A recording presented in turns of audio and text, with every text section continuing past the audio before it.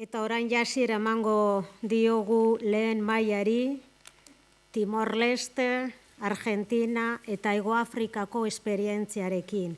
Camilo González Pozo aurkeztuko dau maila eta eskatuko nieke, bueno, les voy a decir en castellano, a los comisionados y representantes de la Comisión de Timor-Leste, de Argentina y de Sudáfrica, que vayan subiendo al estrado y no os mováis porque empezamos ya. Os recuerdo que va a haber traducción simultánea, por si alguien necesita cascos, están fuera.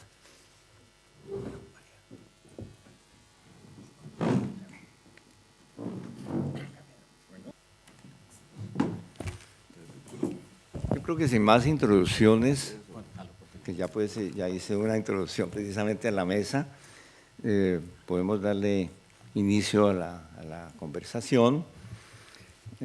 Vamos a tener 3 intervenciones iniciales, cada una de 20 minutos, y luego, pues a partir de las preguntas, algunas pocas preguntas, entonces daremos la palabra para una segunda intervención. Y entonces, pues en primer lugar, vamos a darle la palabra a Pablo Díaz, quien ya fue, ¿sí? Que ya fue aquí también presentado, y quien pues va a hablarnos de los procesos de verdad en la Argentina. Él como testigo de excepción de los acontecimientos, no solamente es testigo, sino además víctima y participante en esta búsqueda de la verdad y la justicia. Entonces, más prólogo, por favor. Bueno, gracias por por venir y por invitarme, al alcalde. Yo les voy a hablar en sí mismo de lo que me tocó ser partícipe. En la ciudad de La Plata, una ciudad universitaria de Argentina, universitaria quiere decir de muchos jóvenes, nosotros estábamos constituidos por nuestros hermanos mayores que iban a la facultad y a la universidad, en verlos que ellos se constituían y organizaban en centros de estudiantes. Yo les voy a hablar de 3 años de vida. ¿Por qué 3 años de vida? Porque si Claudia Falcone tenía 16 años cuando fue desaparecida, violada, torturada y asesinada, si Francisco López Montaner tenía 15 años, sus historias son de 3 o 2 años.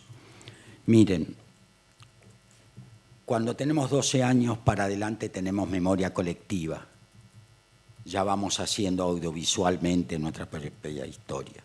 De 12 años para atrás, en nuestra infancia, tenemos fotos. Y si nosotros teníamos 16 y 15 años y 17, indudablemente, nuestra historia de vida son 3 años, hasta que nos sucedió lo que nos sucedió. ¿Qué pasa? Nosotros en la enseñanza media, en la escuela secundaria, creímos que teníamos que tener una instancia organizativa de centro de estudiantes para que, sobre la síntesis del adolescente, que tiene una instancia de necesidades muy fuertes, y lo tenía en el momento histórico de la década del 70. Nuestros padres autoritarios nos decían que éramos chicos, que éramos adolescentes. Entonces, cuando sucede eso, la consolidación de la identidad se tiene en la calle, la consolidación de la identidad sexual, política. Porque también en la sobremesa familiar, si no podemos hablar, los secretos los tenemos con nuestros amigos y amigas en la calle, en el aspecto de la adolescencia. Nos hicimos así, buscando nuestras propias identidades en la enseñanza media. Conformamos centros de estudiantes como síntesis de las problemáticas del adolescente para tener conversación con las autoridades de la escuela y del colegio con respecto a nuestros propios sueños, intereses y deseos y expectativa de la realidad que nos tocaba vivir. Acuérdense que en Latinoamérica la profundización de la pobreza es constante, mucho más que lo que se puede llegar a generar o ver desde sus propias comunidades. Por ejemplo, la mayoría de los chicos estábamos en una comunidad de centro urbana. ¿Qué quiere decir centro urbana? Clase media, como cada uno de ustedes, con posibilidad de herencia económica en el sostén de una familia. Pero en un momento determinado hubo migraciones en la ciudad de La Plata de un campesinado regional de Latinoamérica, campesinado de Paraguay, Bolivia, Perú, que no sabían leer y escribir. Y nos constituimos como alfabetizadores a los 15 y 16 años. Podríamos decir docentes, sin haber sido académicos. Claro, podemos decir. Y fuimos a esos barrios a enseñar a leer y escribir. Lo que se aprende, se enseña. Esa era la concepción. Pero ¿qué pasó? Descubrimos la pobreza. ¿Sabe cuándo se descubre la pobreza? Cuando se está compartiendo la pobreza solidariamente, cuando se ve, cuando se va. Pero vino la dictadura militar y el problema que se suscitó, como hay una ficha del ejército argentino que decía grado de peligrosidad de Claudia Falcone, 16 años, mínimo, pero en la observación de las Fuerzas Armadas decía capacidad organizativa, pensamiento crítico. ¿Se entiende? Bueno, se entiende, esa era la peligrosidad. Se prohibieron los centros de estudiantes como mecanismo organizativo de los jóvenes. Se prohibieron los recitales de música como instancia organizativa grupal del joven. Y se prohibió en la ciudad de La Plata caminar más de 3 chicos por la calle, porque eso creía y se creía que era una instancia de debate organizativa y de darse fuerzas para tener una resistencia. Increíble, ¿verdad? ¿Cuál fue nuestro destino? La desaparición eterna. Nos secuestraron sistemáticamente a estudiantes secundarios y eligieron 7 para la desaparición permanente o para que sea el ejemplo de lo que te puede llegar a pasar si tenés una instancia participativa y organizativa de lograr derechos. ¿Saben cuál fue la causa? Haber peleado por un boleto estudiantil gratuito de transporte. ¿Qué quería decir?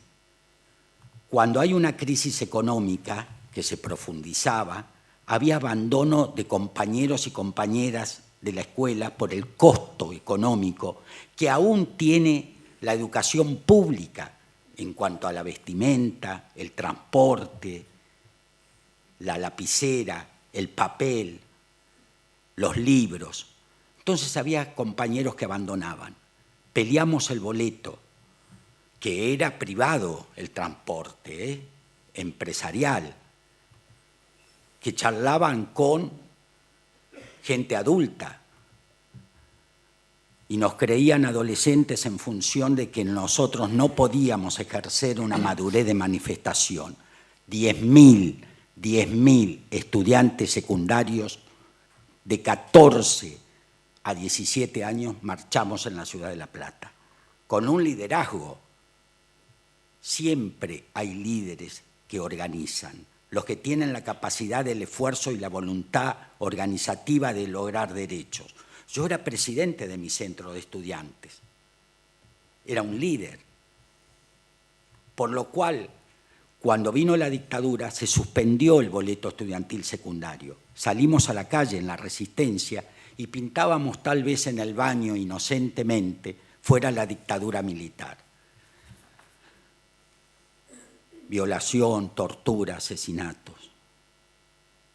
Pude lograr sobrevivir porque mi padre pagó como en un secuestro extorsivo a un coronel del ejército parte de nuestros bienes. Donó campos, vendió, dio plata para mi salvoconducto. Y acá estoy. Estuve 5 años preso por una recuperación ideológica, decían, en cuanto a tratar de que no pelee más colectivamente. 5 años preso. Entré a los 17, salí a los 21. Y cuando salí, tuve la posibilidad de que vino la democracia en la Argentina. Me presenté en la Comisión Nacional de Desaparición de Personas, que estaba constituida, así lo hizo el Ejecutivo Nacional, por notables. ¿Qué quiere decir notables en la comunidad? Por el médico de mayor prestigio, por el cura de mayor prestigio, por la docente de mayor prestigio, por el escritor de mayor prestigio, que era Ernesto Sábato, así se conoce la comisión. Esos notables, con los cuales trabajamos pocos testigos, porque el miedo de presentarse sobre el tema de juzgar y a investigar a una exjunta de militares, coroneles, generales, almirantes, generaba ese miedo de posibilidad de que te vinieran a buscar de nuevo y te mataran. ¿Saben por qué lo hice? ¿Por qué me presenté? Por amor. Por amor. Yo me enamoré en un campo de concentración de Claudia Falcone. ¿Se puede enamorar uno en un campo de concentración? Sí, claro, porque si somos buenas personas, nos podemos enamorar entre las víctimas, porque nos necesitamos, porque necesitamos abrigo. Todos los seres humanos necesitan abrigo. Abrigo quiere decir que alguien te quiera. Abrigo quiere decir de que vos podés amar a alguien y hacerlo sentir. Eso fue el tema de un campo de concentración. Hay quien se enamoró en Auschwitz. Hay quien nos enamoramos nosotros en un pozo, porque así eran los campos de concentración de Argentina. Y esa comisión de notables, Comisión Nacional de Desaparición de Personas, generó una síntesis que presentó al Ejecutivo Nacional. El Ejecutivo Nacional, con esa síntesis de los notables, decidió un juicio a las 6 juntas de comandantes, a los más responsables de lo que había sucedido, que también participé en ese juicio. La necesidad era decir lo que había pasado. ¿Saben lo que es el horror? Miren, en una oportunidad Akira Kurosawa, un director de cine japonés, que compró la película que pude hacer como La noche de los lápices, yo contaba de que los torturadores, los asesinos, los violadores, eran monstruos o animales. ¿Saben lo que me pidió Akira Kurosawa, que había vivido Hiroshima y Nagasaki? Que nunca le saque la responsabilidad al ser humano de lo que es capaz de hacer. Jacques Fuchs, un sobreviviente de Auschwitz, que entró a los 17 años como yo a un campo de concentración, me dijo que somos débiles, que el ser humano es muy débil, aunque haya hombres acá que creen que son fuertes. El ser humano es muy débil porque tiene la capacidad del mal. Mentimos, robamos, matamos, violamos. Entonces los testimonios de vida de aquellos que pasaron el horror, porque yo en el alma tengo ausencia de mis compañeros y mis compañeras, porque yo en mi cuerpo tengo el dolor de las torturas. ¿Y qué es lo que me angustia entonces? la violencia y el odio. Eso es lo que me angustia del ser humano. Eso es lo que me provoca llanto. Encerrado en un baño, en el borde de una cama o en un banco de plaza. Eso es lo que me provoca la violencia y el odio. Llanto y angustia. Entonces, ¿qué es la verdad? ¿Para qué? Para el nunca más. La verdad, la justicia es para el nunca más. Miren, en Argentina hemos tenido a la fecha 273 sentencias, con 1.058 culpables condenados. Todavía seguimos a 46 años. Hay 504 todavía que no fueron condenados, pero están procesados, culpables. La verdad es la justicia. La verdad es el juicio y castigo a los culpables. La verdad es el dónde están los desaparecidos. ¿Saben lo que es un desaparecido? Les voy a hablar a las madres, a nuestras mujeres que están acá. Yo hice la película La noche de los lápices 10 años después de lo sucedido. Cuando fui a la casa de Claudia Falcone a pedirle a la madre poder filmar en su cuarto de Claudia, me hizo pasar. La película está filmada en las propias casas. La casa que van a ver es mi casa. Cuando voy al cuarto, el cuarto estaba tal cual como cuando se la llevaron a Claudia. Una noche de madrugada. ¿Por qué la madre mantuvo el cuarto 10 años? Igual. Abrió el ropero y estaba la ropa de Claudia, que es la que usa la actriz en la película La noche de los lápices.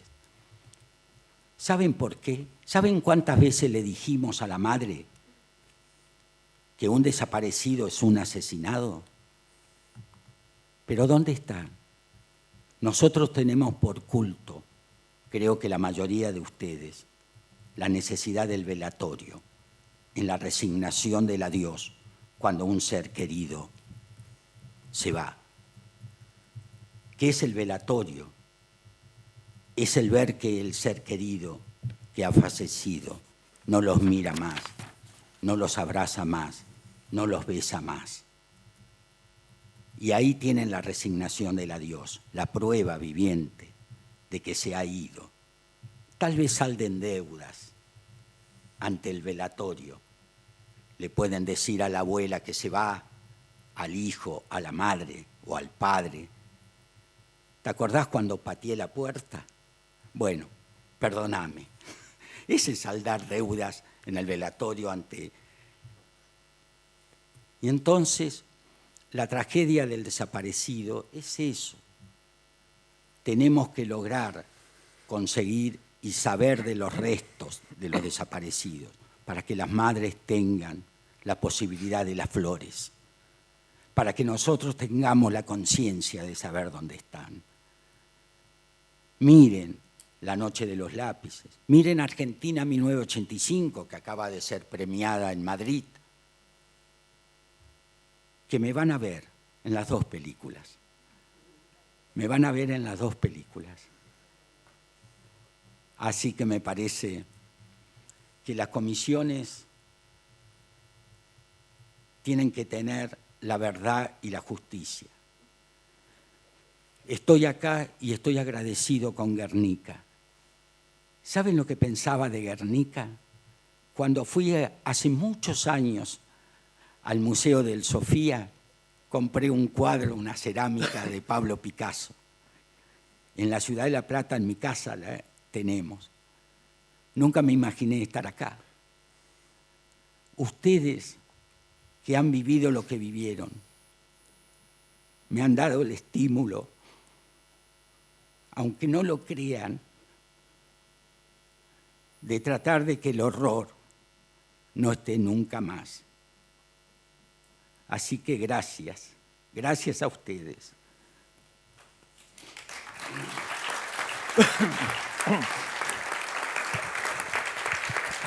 Muchas gracias a Pablo por sus palabras, que además de tener pues, la fuerza del testimonio de lo vivido, tienen mucha riqueza en lo que nos cuenta. Y efectivamente en la Noche de los Lápices, pues ese es el acontecimiento que él vivió, y allí, años después, en la película que él nos contaba ayer, que en la película de 1985, aparece como juez, Así es. el que fuera el actor que lo representaba a él En la noche de en la Noche de los Lápices. La Noche de los Lápices, lo que él vivió lo representó ese autor, y luego en el juicio que aparece en la película de 1985, en persona, Pablo rinde testimonio ante el juez, que es el mismo, cuyo autor lo representó en la Noche de los Lápices. Mañana tenemos un conversatorio sobre, vamos a ver la película, una hora de película, hora 7 minutos creo, y luego vamos a conversar con Pablo sobre esto. Seguramente nos va a ampliar esa idea, que se la dejo aquí a Saúl para que la comente. La verdad es el juicio y condena de los culpables. Una frase fuerte, ¿no? Creo que es muy importante. Muchas gracias, Pablo. Y vamos a darle la palabra al padre Jovito Rego de Jesús Araujo. Él es miembro del Consejo de Administración del Centro Nacional en Timor Oriental. Ha recorrido casi 2 veces el mundo para llegar acá a acompañarnos y dar aquí sus palabras. Como que le agradecemos porque atravesó 2 océanos y un continente, ¿no? Tengo que un aplauso para él y le damos la palabra.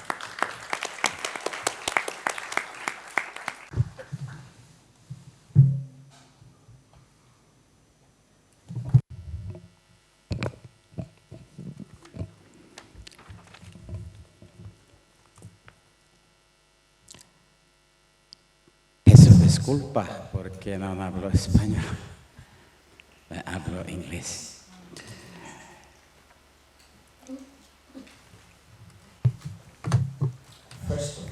En primer lugar, me llamo Jovito, soy cura católico. Durante 26 años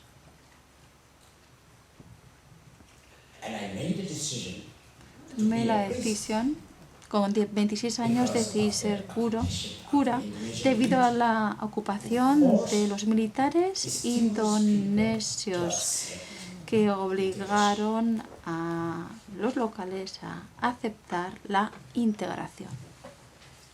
I'm here Y estoy aquí hoy dirigiéndome a todos ustedes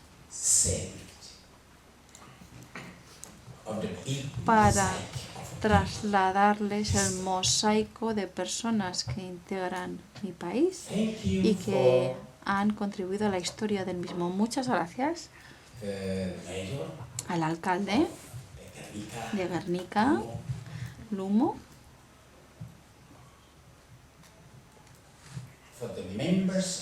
muchas gracias a los miembros de Guernica Cocoratuz que mantienen vivas las memorias del pasado. Déjenme que les cuente lo que ocurrió hace muchos años. Muchas gracias por brindarnos la oportunidad de estar aquí. Muchas gracias por la invitación. Estamos aquí internacionalizando el país de Timor-Leste, un país muy pequeñito que creemos que tiene que tener una mayor visibilidad para las grandes naciones del mundo. Timor-Leste era una antigua colonia portuguesa. Durante 450 años, Timor-Leste fue una colonia portuguesa. El 25 de abril de 1974 hubo una revolución, la revolución de Portugal. Y Antonio Spínola, la revolución de los claveles, ¿entiende? Y Antonio Spínola era el protagonista de esta revolución en Portugal y les dio la oportunidad a Angola, Mozambique, Macao, Timor. Les dio la oportunidad a las colonias de elegir su propio futuro, decidir su propio destino. Y en Timor-Leste surgieron 5 partidos. Y había un partido que estaba a favor de seguir formando parte de Portugal, era la Unión Democrática Timorense. Luego había un segundo partido, Aporeti, la Asociación Democrática de Timor-Leste, un partido que quería integrar Timor-Leste a Indonesia. Luego teníamos un tercer partido independentista, el único partido que quería la independencia para Timor-Leste. Y luego había 2 pequeños partidos políticos. Cota era uno de ellos, uno era monárquico. Y luego un segundo partido muy pequeño, Adita, que se quería integrar con Australia. Estos eran los 5 partidos de Timor-Leste. Y Portugal está viviendo una gran agitación en su territorio con su revolución, y no, como consecuencia de esta agitación no pudo emprender el proceso de la descolonización. Y por aquel entonces, basándonos en el hecho de que Portugal también quería evitar la independencia de Timor-Leste, la vía prioritaria era integrar Timor-Leste en Indonesia. Y en 1975, un año después, en agosto de 1975, sufrimos una guerra civil. Y esta guerra civil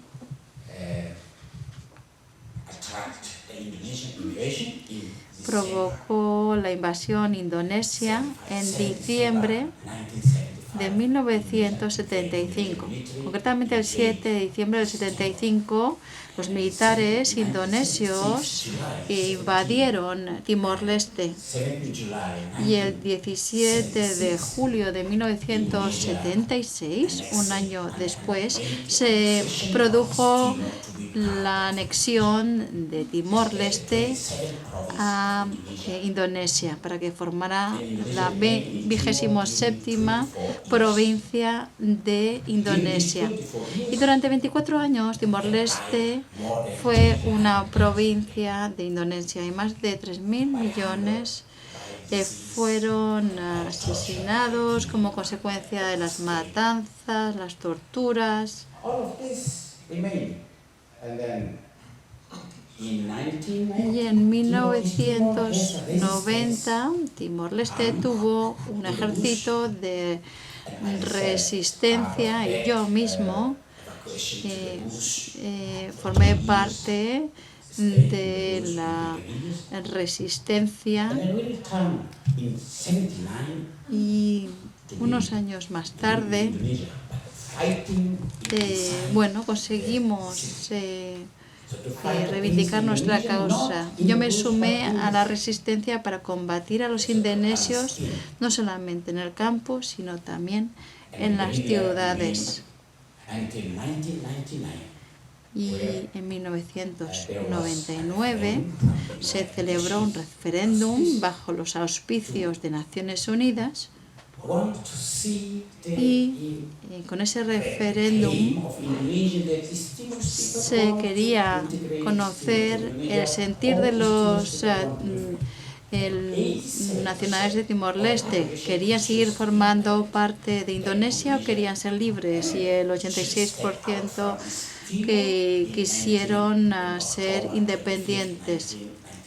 Y el 25 de octubre de 1999 así se decidió que sería independiente, pero durante 24 años los indonesios provocaron mucho dolor, mucha separación, muchas fracturas entre los ciudadanos de Timor-Leste. El líder de la resistencia de Timor-Leste pidió a Naciones Unidas que creara una comisión.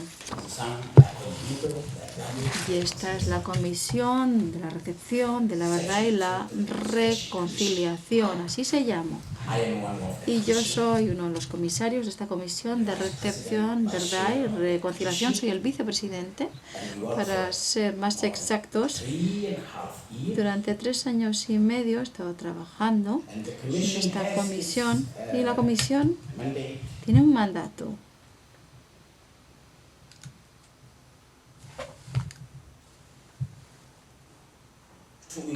El mandato de investigar las violaciones de los derechos humanos producidas entre el 25 de abril de 1974 y el 25 de octubre de 1999. Y como parte de este mandato, bueno, son 3 mandatos. Por un lado, buscar la verdad. La búsqueda de la verdad. Primer mandato. En segundo lugar, promover los procesos de reconciliación en la comunidad y reintegrar a los delincuentes menores. Y el tercer mandato serían las medidas para prevenir abusos futuros y abordar las necesidades de las víctimas. El informe de la comisión, un informe que contenía 204 recomendaciones. Una vez que se entregó este informe, el informe Shega, que significa suficiente, ya basta. Ese es el título de este informe, el informe Shega.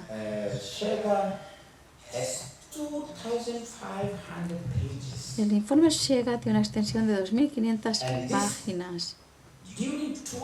Y durante 12 años, el gobierno, el Estado, los políticos, pues no aplicaron ninguna de las recomendaciones. En 2016, el primer ministro Ruimania Guerra Ushu, que reemplazó a Xanana en el 2016, creó el llamado Centro Nacional para Shega. Centro Nacional Shega, insisto, Shega es el título de ese informe de la comisión. Y con este centro, con la creación de este centro, se querían exigir responsabilidades internacionales de cara a Timor-Leste en relación con la protección y la promoción de los derechos humanos. Luego están las recomendaciones relativas a la verdad, la justicia y la reconciliación, y también la recomendación relativa a la reparación de las víctimas y la recomendación relativa a las reformas institucionales.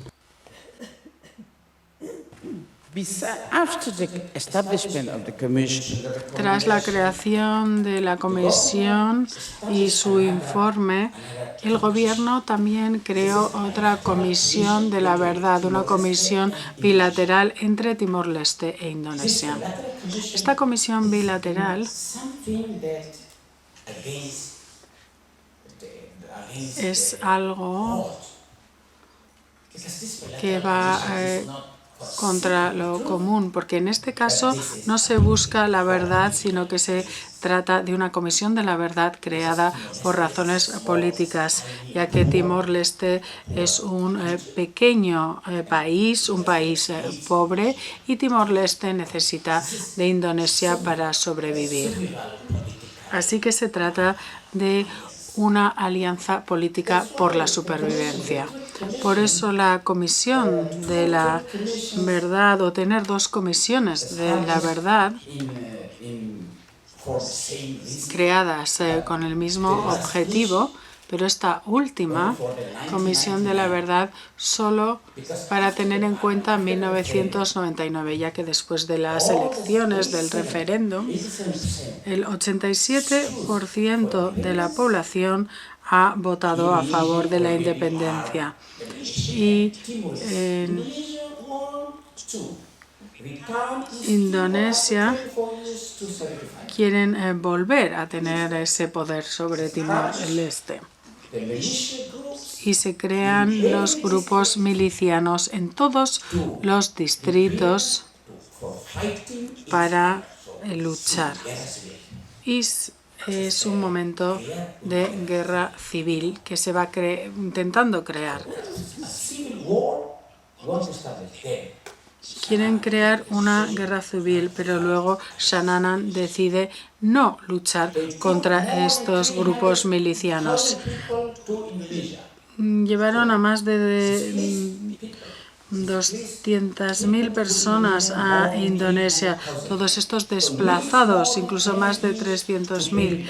Allí lleva muchísimos años llevar a todos los refugiados de vuelta a Timor-Leste. Se trata de una tarea ardua.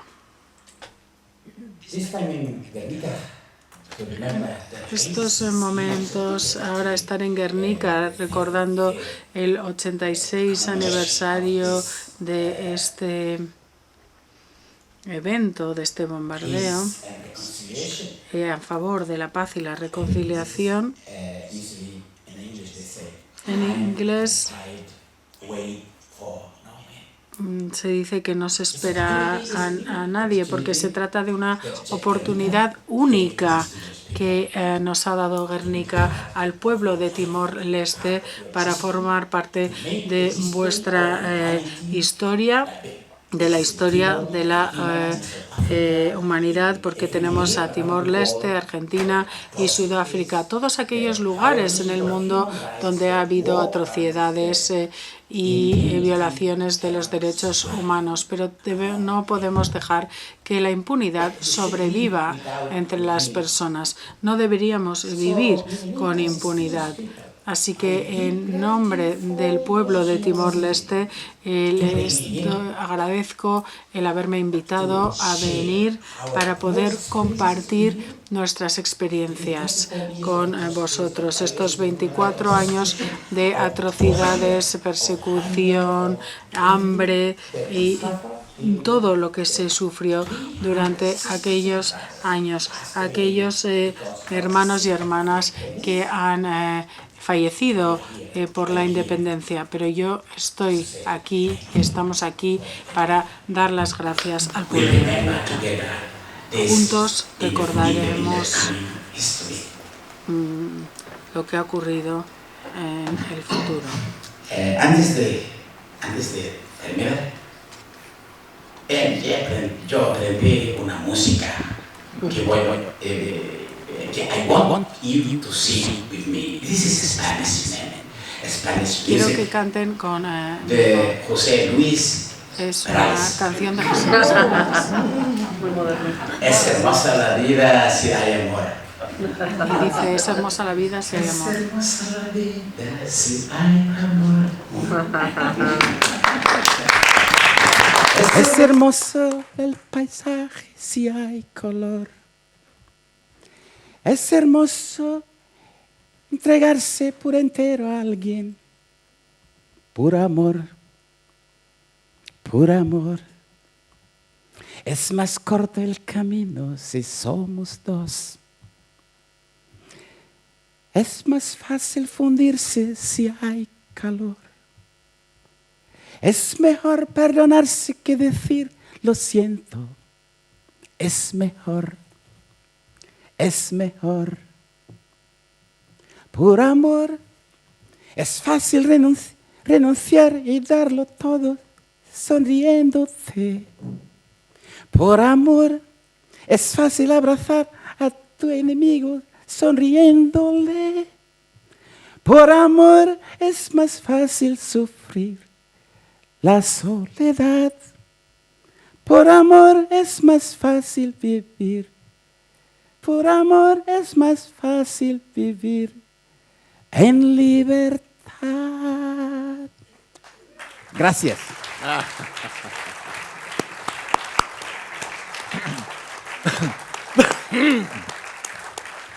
Muchas gracias, el padre Jovito. Creo que con su canción Por Amor nos ha dicho muchísimo. Y pues la verdad que la experiencia de Timor pues, conmovió al mundo. Él dice que es un país pequeño, pero es grande en enseñanzas. Durante esos años de resistencia, de la cual formó parte el padre Jovito, 1 de cada 5 habitantes de Timor fue asesinado.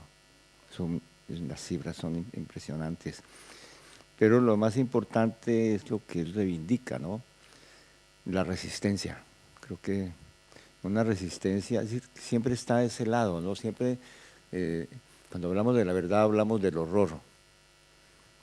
Pero está esta otra parte, ¿no? Como la resistencia es otra forma del amor. Y eso fue lo que llevó a ese hecho soberano, de soberanía del pueblo de Timor para hacer su elección por la independencia en 1999. De modo pues que de nuevo un aplauso para el padre Jovito. Vamos a escuchar a Daniel Nina, que nos va a compartir sus experiencias, su aprendizaje en lo relacionado pues con la Comisión de la Verdad en Sudáfrica, Comisión de la Verdad y Reconciliación de África del Sur. Daniel es profesor de la Universidad de Puerto Rico, recinto de Río Piedras, miembro y activista del Comité por la Paz, una organización que produjo política pública para la Comisión de la Verdad de Sudáfrica. Entonces le damos la palabra a Daniel. Buenos días, buenas tardes, buenas tardes aquí en el País Vasco. Saludos a todos y a todas, me place estar aquí nuevamente, hacía un rato que no estaba y hacía también un rato que no hablaba de este tema, por lo tanto me siento conmovido por mis 2 compañeros que me preceden. Yo no he sido víctima, yo no sobreviví ninguno de los procesos que ellos narran. Trato de cantar, pero a veces me queda menos bien que a usted le quedó muy bien. Muy bien.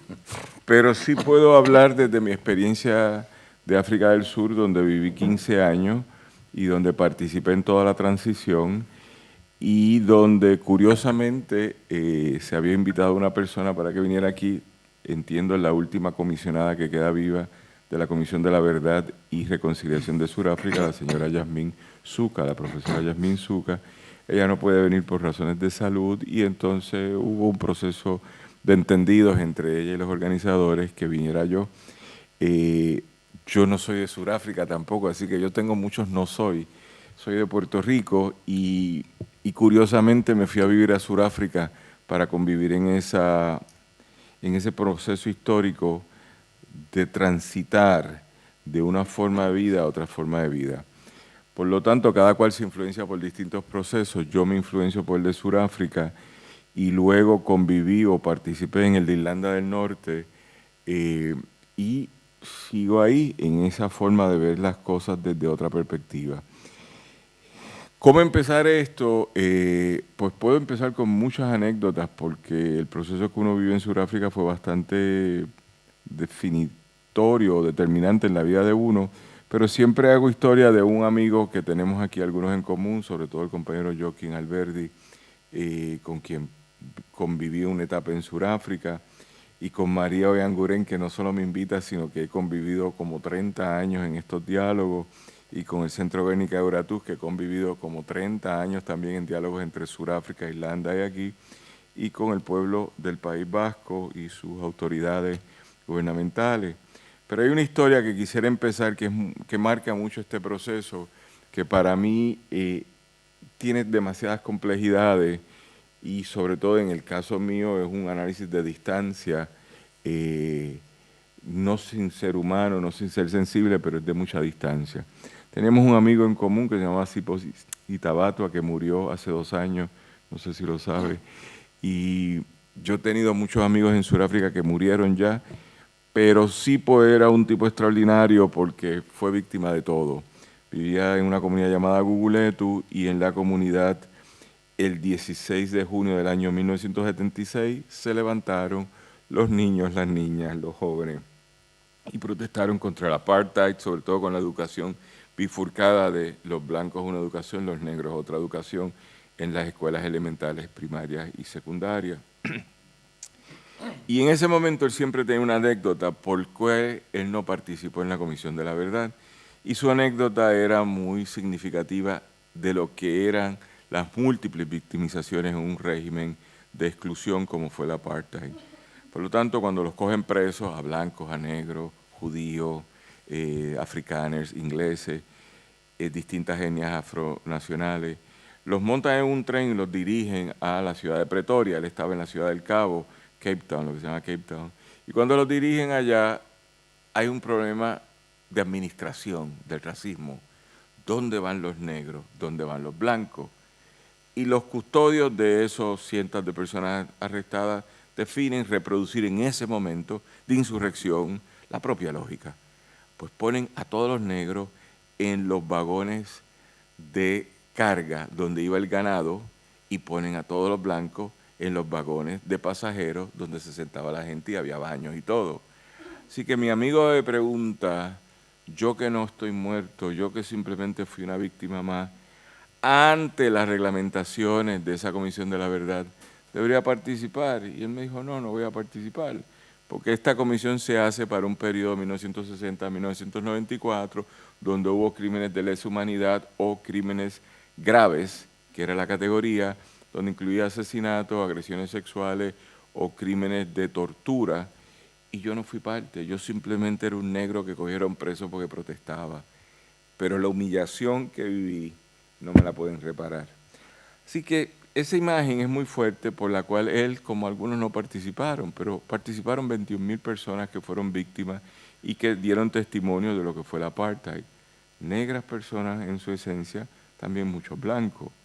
Así que creo que hay que reflexionar sobre esto porque en el caso de África del Sur, que es la Comisión de la Verdad más exitosa, el paradigma de Comisión de la Verdad es la de Sudáfrica, yo creo que casi 30 años después, fue de 1996 al año 2002, 2003, el último informe que se producen.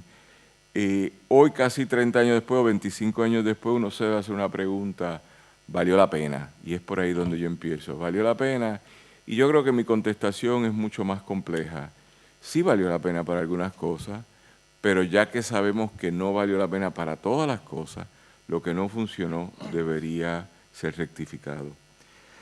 Repensar el pasado se hace pronto y escuchando al compañero Camilo, hablando en la intervención inicial, pues me hace pensar a mí en estas narrativas sobre el pasado, sobre la verdad, sobre el perdón, sobre la reconciliación y sobre todo lo que constituye en un mundo que es muy híbrido, que es muy líquido, que es muy repentino ahora mismo, cómo nos autodefinimos o cómo nos definimos colectivamente. Repensarlo sin enjuiciarlo e imponer las narrativas fáciles, como el castigo, la represión o la humillación, es un reto mayor, por lo menos es el que yo vivo en África del Sur. Sobre todo cuando el problema del pasado se construye desde la memoria histórica de un pueblo, una nación, desde un Estado nacional. La modernidad no ha terminado, los que manejan esto lo saben, todavía tenemos gobiernos, estados, ciudadanía, pasaporte, todavía nos llamamos soy de Timor del Este, soy de Puerto Rico, soy de Argentina, soy de Colombia, y eso nos define, pero nos define la complejidad en el caso de Colombia con todos los atentados a la humanidad colombiana que se producen desde la década del 50 y que culminan tal vez en esta etapa con el gobierno progresista, liberal o de izquierda de Petro y de Frances, que nos plantean cerrar el pasado y repensarlo de otra forma. El caso de Sudáfrica no es la excepción. Ante el cuadro de comisiones de la verdad y la reconciliación nacional, en cualquiera de los formatos que se han impuesto desde los juicios de Nuremberg de 1945 en adelante, se han concentrado en resolver el pasado, explorando cómo superarlo y cómo provocar la integración pacífica de los pueblos o naciones divididas por el conflicto del ayer. Escuchando a Héctor, no he visto la película, la voy a ver, me comprometo a verla. He visto la otra, vino en 1985, yo trabajé mucho en Argentina en una etapa y yo estuve, no me pregunte por qué, pero yo estuve en Argentina en el 1976, acababa de darse el golpe y los puertorriqueños decidimos ir a jugar baloncesto allá. No me pregunté por qué, yo era un jovencito y fui con la Selección Nacional de Puerto Rico y yo viví eso de en grupos de 3, la policía interviniendo con nosotros y decíamos que éramos extranjeros y nos arrestaron, pero decíamos que éramos ciudadanos americanos y nos soltaron, esas cosas terribles de la desigualdad, de las múltiples discriminaciones. Desde Nuremberg para acá en adelante se han concentrado en resolver ese pasado. He sido sobreviviente o partícipe de más de un proceso en países donde se impuso una comisión de la verdad y reconciliación nacional. Pienso de forma primaria en África del Sur, donde viví en los años del 91 al 2006, y por otro lado pienso en mi relación con Irlanda, donde participé en los procesos de resocialización de los combatientes de 1996 a 99, procesos que se dieron para la reintegración social de comunidades divididas. El norte de todo esto es la construcción del país, del Estado, de la nación, y de una memoria colectiva que diga, ahora todos somos buenos, porque el pasado difícil ya pasó. Pero cada país acepta un modelo distinto, esto es bien importante, porque en el tránsito que hice con comisiones de la verdad, la experiencia de Chile, de Argentina, es muy diferente a la de Sudáfrica. Las formas sociales de la protesta en Argentina no han cesado aún contra los que fueron responsables de, por decir algo, los crímenes del ayer. En el caso de Sudáfrica eso no ha sido, pero se han impuesto otras narrativas que habría que pensar. La experiencia de Guatemala es una muy particular, la experiencia de Perú es otra muy particular, la no experiencia o experiencia de El Salvador es muy complicada al día actual y hay que ver cómo les va a los colombianos, muy temprano saber.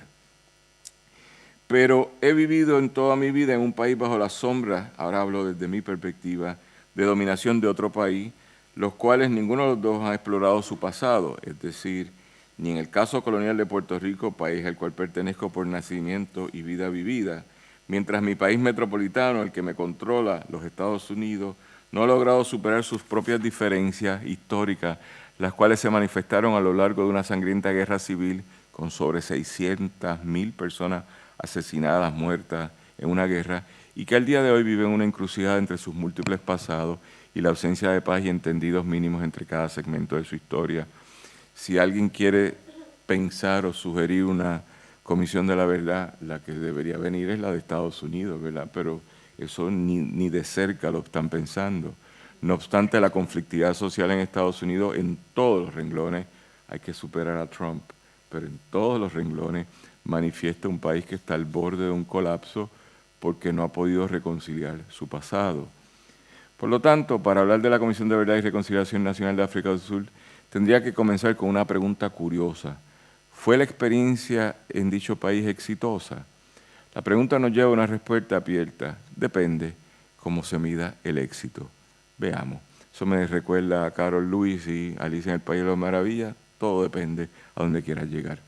Y esto lo traigo porque, como verán, Sudáfrica sí superó las narrativas de exclusión y de violencia asociadas al racismo y sobre todo, y esto yo nunca lo hubiese pensado en mi vida, pero lo tengo que pensar, que pese a que el Caribe tuvo 400 años de esclavitud y racismo, el racismo se puede superar si hay un cambio de política pública y seguido a eso hay una implementación de narrativas educativas que lo superen.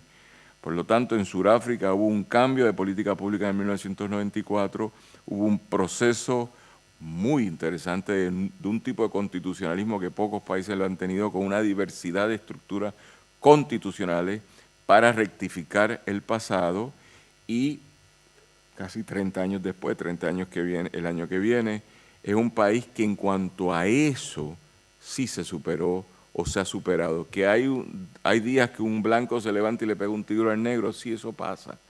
Que hay días que un negro se levanta y le pega un tiro a un blanco solo porque uno es negro y el otro es blanco, sí, eso pasa. Pero las narrativas oficiales de exclusión, como se conocieron bajo el apartheid hasta 1994, pese a que la transición empezó en el 91, eso ya no existe. Y eso crea, como dirían los de los algoritmos, toda una generación que ha vivido en igualdad desde otra perspectiva. Los algorítmicos dicen que el que creció ya en algoritmos no piensa en un teléfono de esos que hay que darle vuelta, lo que piensa es un instrumento como esto. Así que es un mundo que cambió en Sudáfrica. África del Sur es uno de los países más ricos del mundo, eso lo deben saber. Es una modernidad muy extraña, porque es una avanzada del capital de alto rendimiento o de alta acumulación. Tiene recursos naturales preciados como el oro, la bauxita, el titanio, tiene de todo. Tiene poco petróleo, pero tiene. Mientras tiene una capacidad de desarrollo que le permite ser autosostenible en todo, en la comida, en la producción de carros, en la producción de tecnología, en la producción de saberes. Pero a lo largo del último año, estoy hablando de 2023, 2022, hasta marzo de este año, de 2023, África del Sur atravesó por un estado de excepción por el cual la capacidad de generar electricidad se había visto mermada. Por lo tanto, vivió un estado de excepción eléctrico, es decir, de emergencia nacional, donde no había electricidad diariamente para las poblaciones de ese país, producto de un no sé qué, de corrupción, de daño de unas maquinarias, de incapacidad del Estado, de lo que fuera, que produjo entonces una profundización en la desigualdad en ese país. Por lo tanto, vivían en un estado de excepción eléctrico, con suspensiones continuas del sistema eléctrico. Por lo tanto, en África del Sur, país desigual al tiempo de la transición política y democrática del 91 al 94, aunque tuvo sus primeras elecciones democráticas en el 94, se profundizó aún más la desigualdad. Y los negros en Sudáfrica no se han dejado de tirar a la calle. Y hubo una masacre hace un año en una mina que mataron a 44 personas porque estaban protestando por mejores condiciones de vida y eran negros todos. Y los mataron policías negros. Por lo tanto, usted dice, ¿eso tiene que ver con apartheid? No. Eso tiene que ver con un capitalismo neoliberal horrible que se vive en Sudáfrica y que la Comisión de la Verdad nunca pudo rectificar. Yo soy ciudadano de Sudáfrica, yo tengo una casa en Sudáfrica, yo voy a Sudáfrica cuando puedo ahora mismo porque no he podido ir, pero la desigualdad en Sudáfrica se manifiesta en unos niveles de violencia interpersonal horrible, en unas comunidades de pobreza que no han podido ser eliminadas, en un estado disfuncional completamente, en un estado progresista de izquierda o liberal que nos cae bien, pero que en el plano internacional, en el BRIC puede ser muy interesante, pero en el plano nacional dejó un país sin electricidad.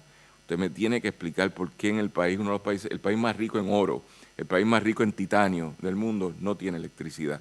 Y eso son cosas que una Comisión de la Verdad no pudo reparar. Ante la situación de África del Sur, uno piensa que su comisión al día de hoy sigue siendo panacea y referente de un proceso exitoso de construcción de paz y reintegración social. Sí, eso es verdad. No hubo crímenes por ejemplo, el Black Lives Matter de Sudáfrica es muy distinto al de Estados Unidos, existe, pero el de Estados Unidos hay una historicidad desde los linchamientos oficiales de 1927 o 1967 hasta el linchamiento de George Floyd. Eso es horrible, eso no pasa en Sudáfrica así, pero la desigualdad sí pasa en Sudáfrica y los crímenes siguen pasando en Sudáfrica contra poblaciones que han sido históricamente desvalidas y que el Estado progresista no ha podido proteger como debió.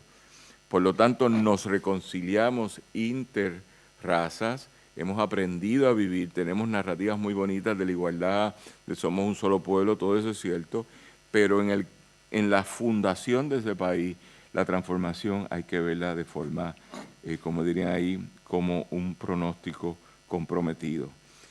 Pero luego de más de 25 años de dicho proceso, que inició en el 96 la Comisión de la Verdad y culminó en el 2002 al 2003 con los últimos informes, es importante destacar que aunque en unos niveles ha habido paz, en otros la conflictividad y diferencias sociales no ha menguado. Por lo tanto, hablar de éxito en el caso de Sudáfrica es una construcción social de naturaleza compleja.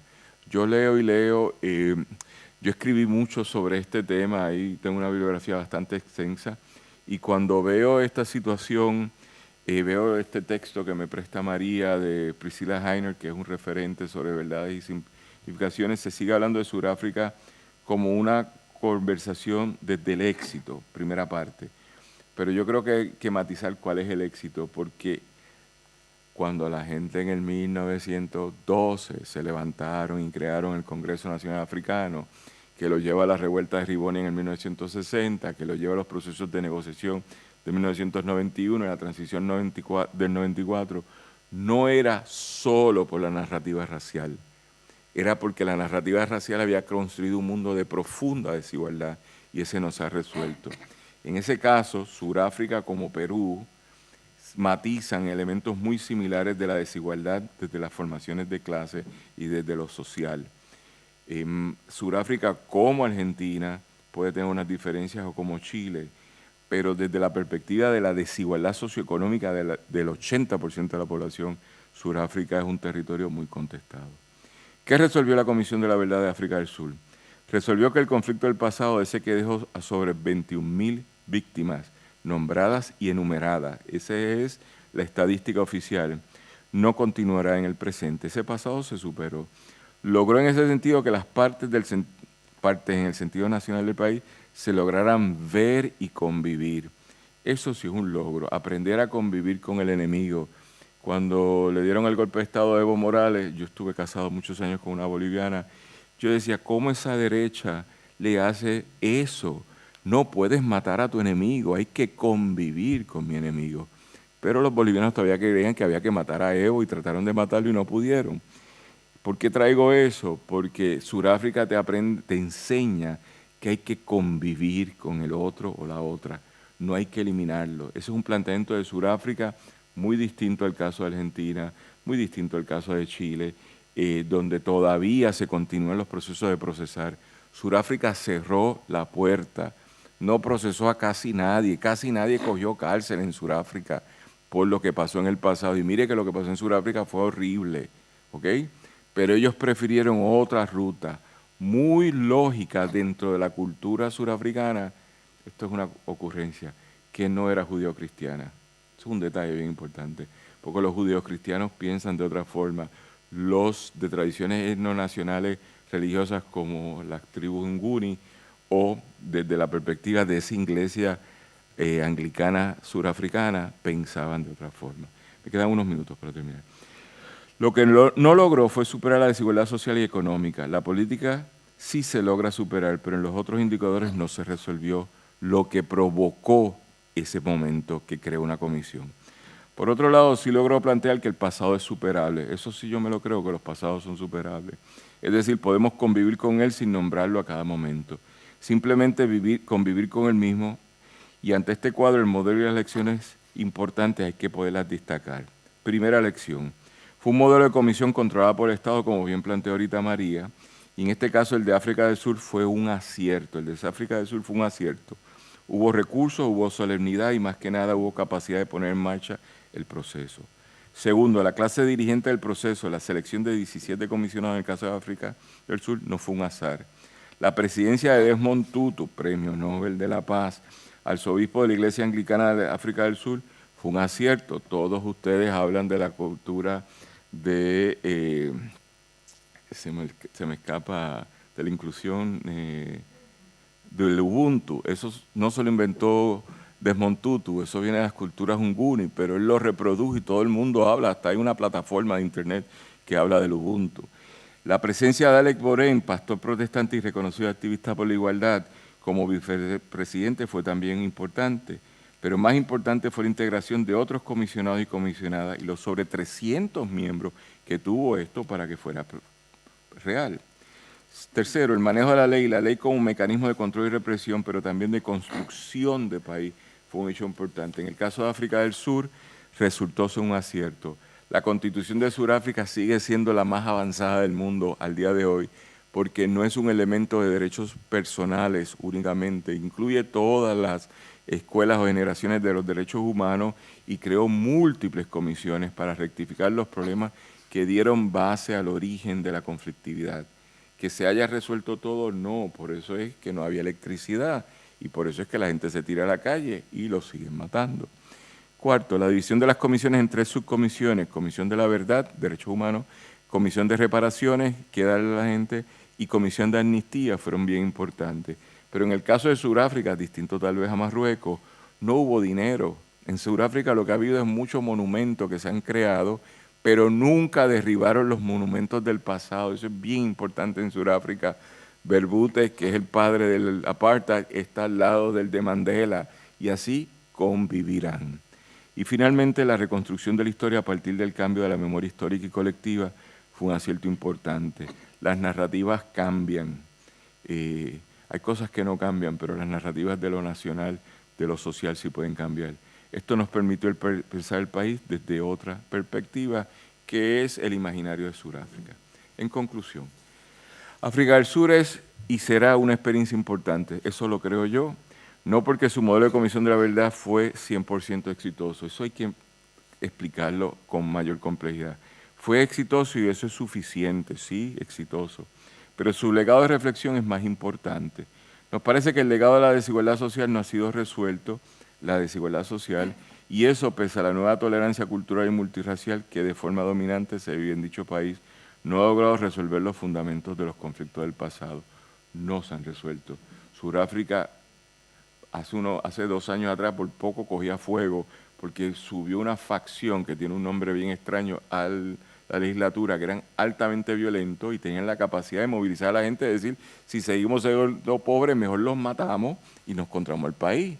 Y los controlaron después de otra forma, pero era una facción, es un nuevo partido político altamente violento, lo cual yo no creo, no lo respaldo, pero es que la base de la desigualdad no ha cambiado.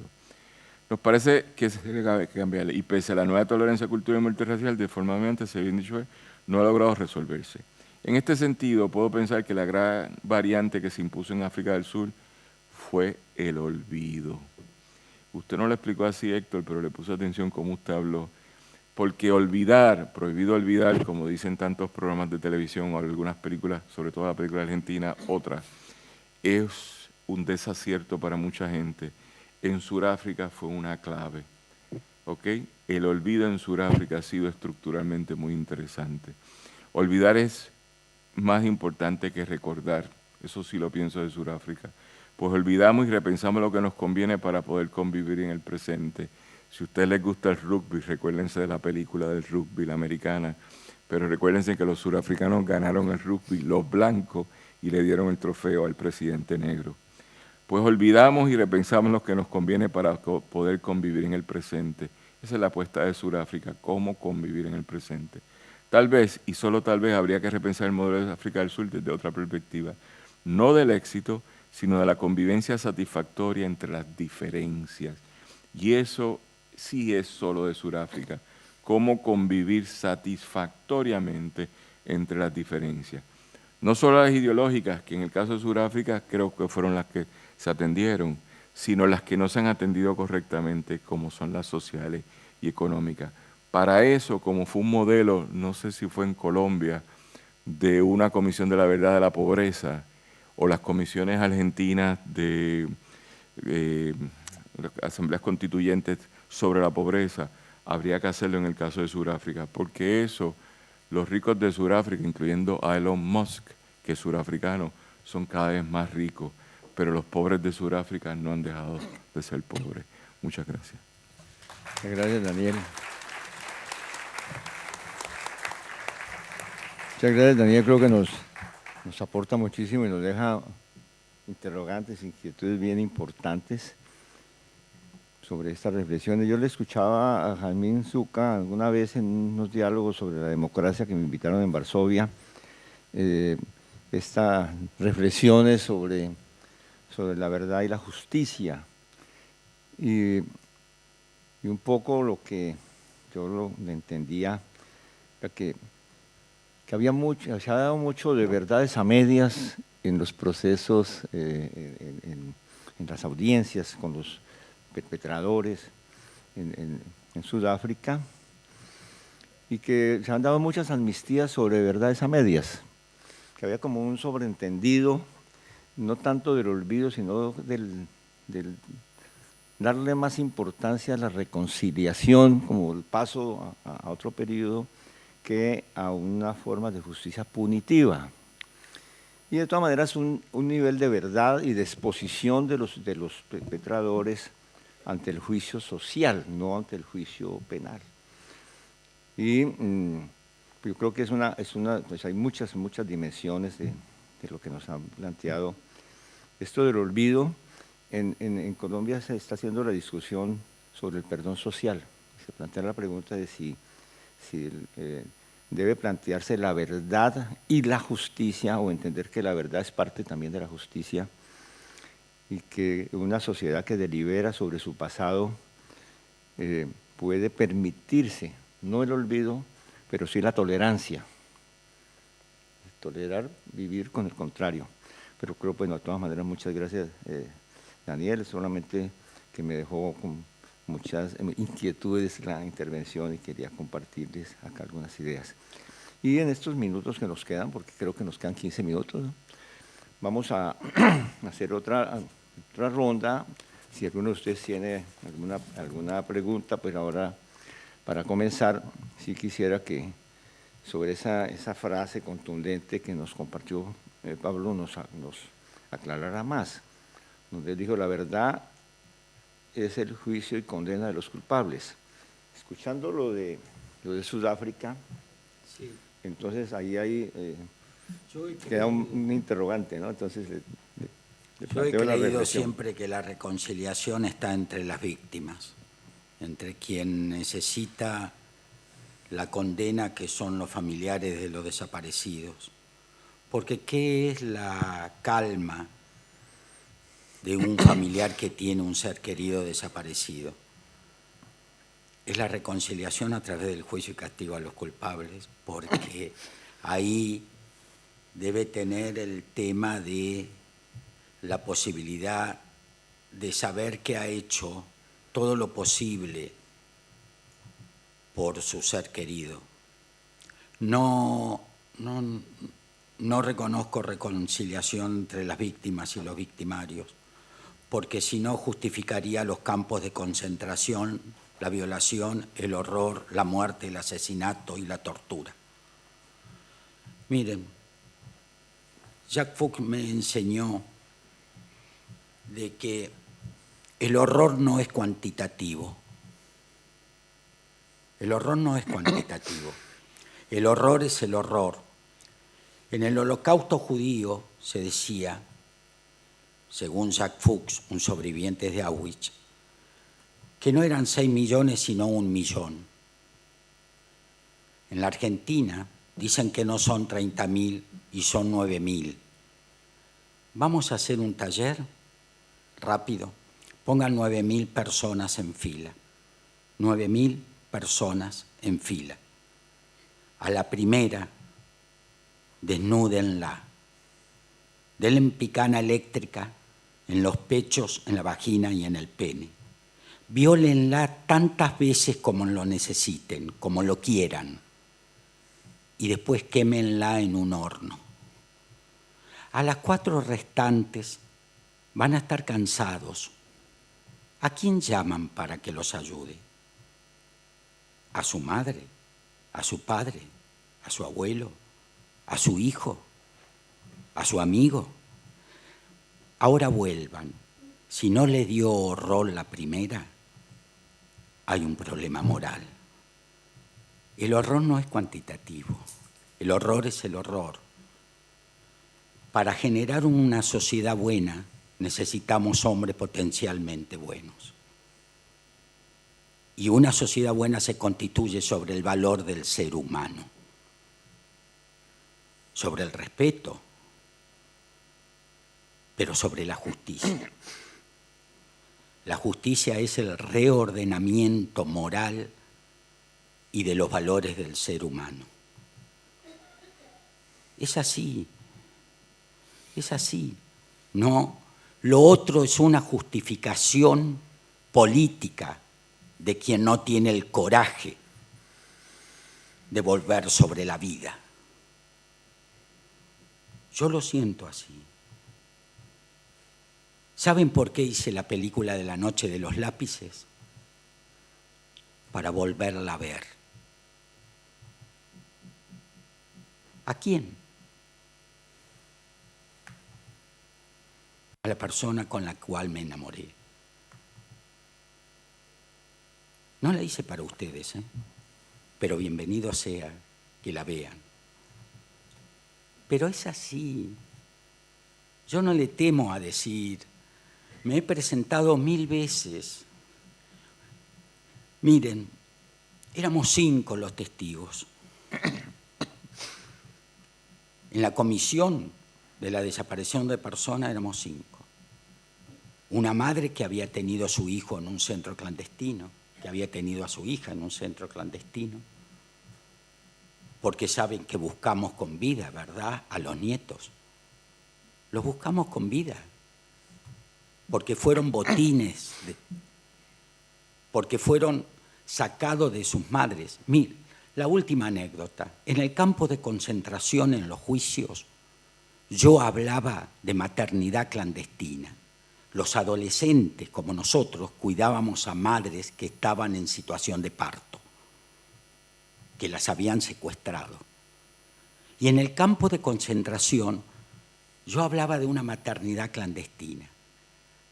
Hace 3 meses, cuando voy con un hijo, con un nieto recuperado, que había nacido en ese campo, le digo, mira, acá naciste. Y me dice, Pablo, esta es la cocina. Ah, sí, le digo, naciste en una cocina, pero vos hablabas de la maternidad clandestina. Naturalizamos a veces las cosas para sentirnos bien. Naturalizamos de que nada pasó. No naturalicemos porque puede volver a pasar.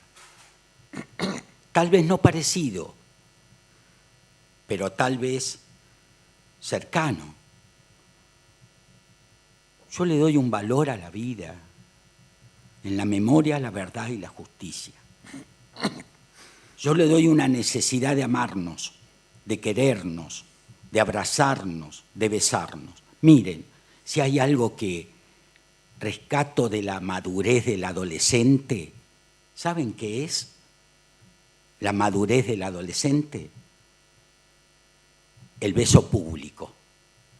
¿Saben lo que es el beso público? Los que se dan en la escuela, los que se dan en la plaza, los que se dan en la calle. ¿Saben la inmadurez del adulto? La inmadurez del adulto que tiene besos privados. Nunca vi besarse a mis padres como yo me he besado en la adolescencia. ¿Se entiende? No dejemos cosas en el camino, porque si no, nos agarra la soledad. La cantidad de suicidios de los adolescentes en función de la impunidad que podemos generar, porque se pueden llegar a saber que para el que roba por comida no tiene la posibilidad de la reconciliación para estar en libertad. Gracias. Muchas gracias, Pablo. Y para el padre Jovito, quedan muchos temas en relación a la experiencia de Timor, pero no le escuchamos sobre la Comisión de la Verdad y la Justicia. ¿Cómo se dio eso o se dio fue el olvido?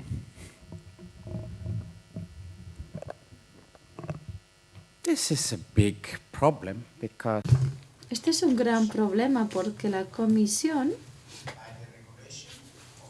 de acuerdo con el reglamento, solo podía abordar crímenes menos graves, delitos leves. Y todos los delitos graves, los crímenes graves,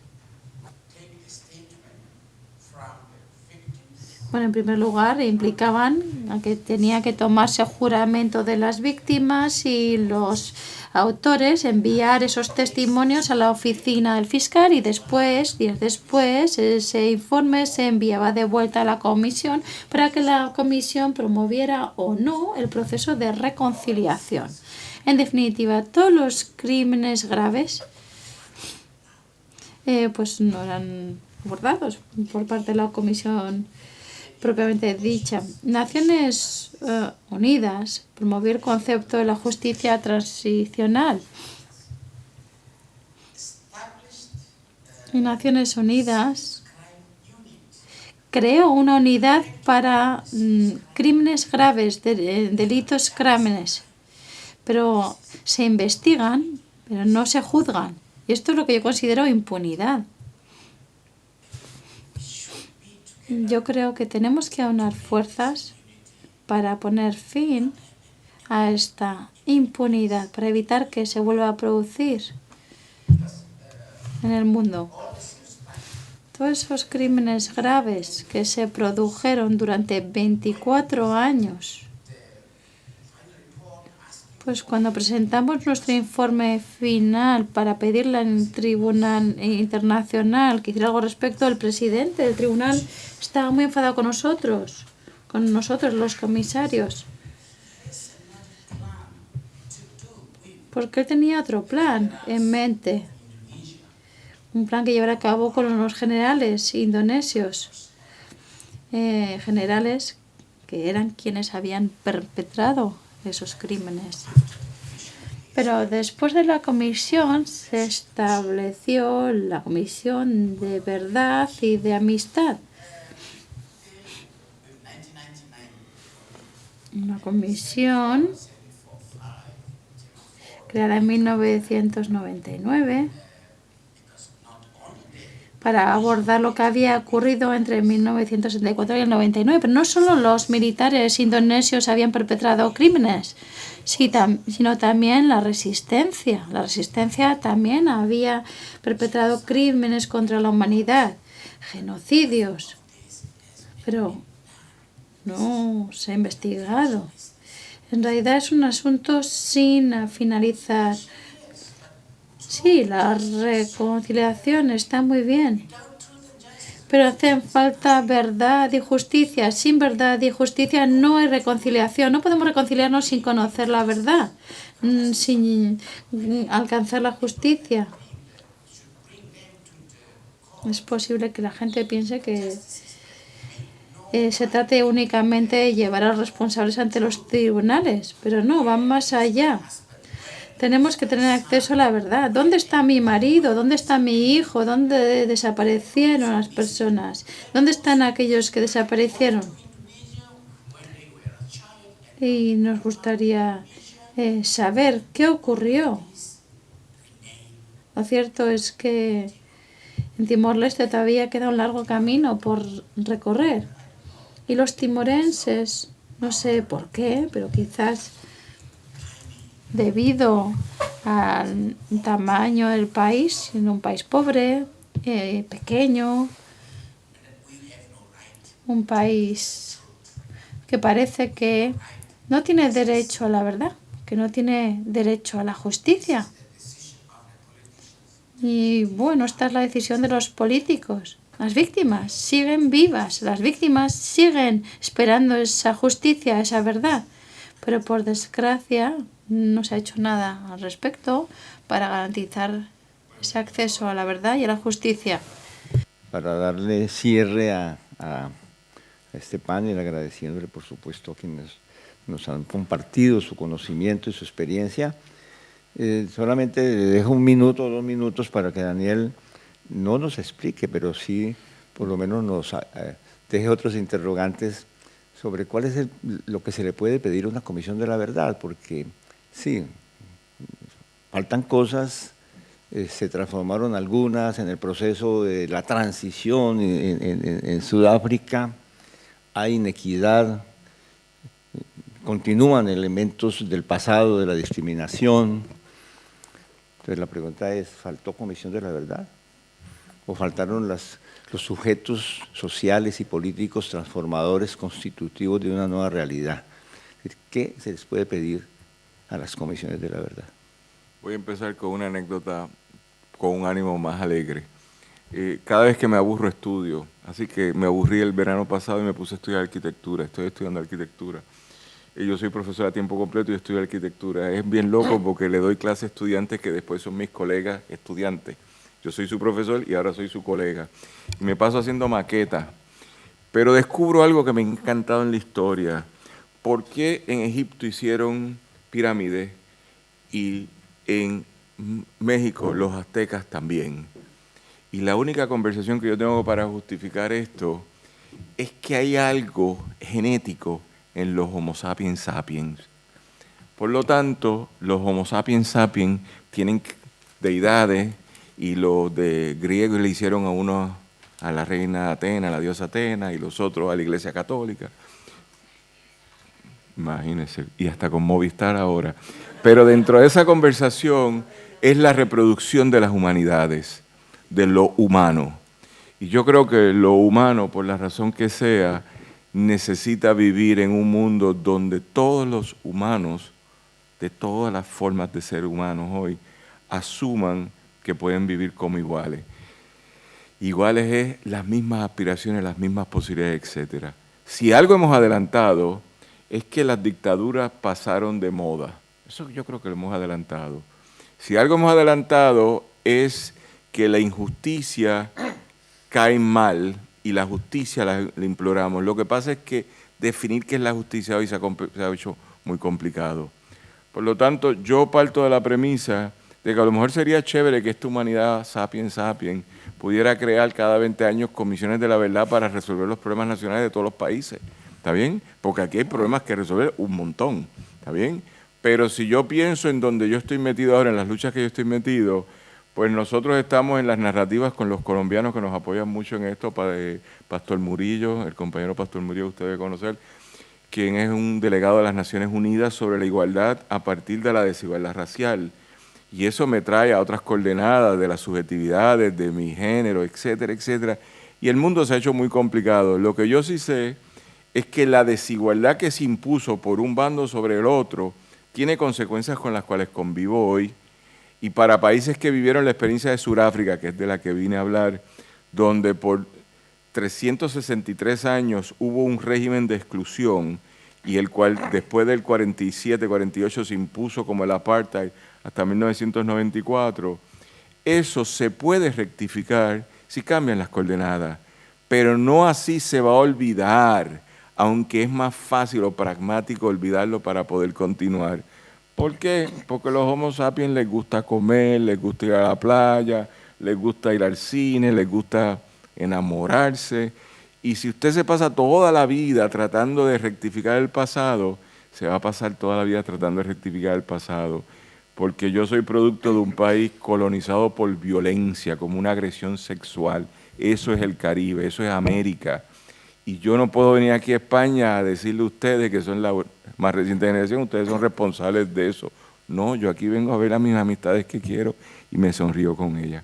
Así que las comisiones de la verdad se hicieron muy populares, sobre todo después de la de África del Sur. Todo el mundo quería tener una comisión de la verdad y podemos ver que algunos países ayudaron a resolver problemas.